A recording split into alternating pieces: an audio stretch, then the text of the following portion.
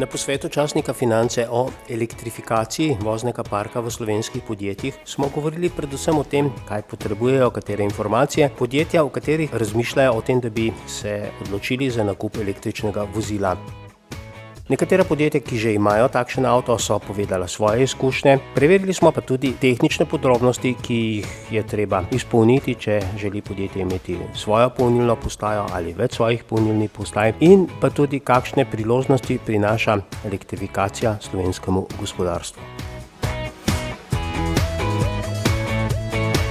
Tem podjetjem svetujem predvsem izobraževanje uporabnikov teh vozil. To je najbolj bistvena stvar. Seveda je pa tudi važno, tisti, ki se odločajo, da se smotrno odločajo, zato je fajn, če se najamejo svetovalce, ki so nepristranski, se pravi ne neki prodajalci. Problem je danes tukaj, da je ogromno megle okoli električne mobilnosti, zavajajo tako proizvajalci kot mediji, in zaradi tega je fajn, da dobite neke zelo neodvisne svetovalce. Ja, spodbude za električni avto imamo na voljo na Ekoskladu nepovratne subvencije.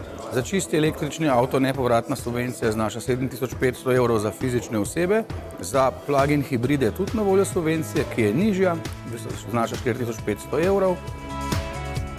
Hibridna tehnologija, ki jo je Toyota uspešno razvila, se je izkazala kot idealna za prehod iz sedanjega stanja v elektromobilnost z zelenimi rešitvami, ki omogočajo prehod na družbo brez ogljika in brez emisijskih, prevozov.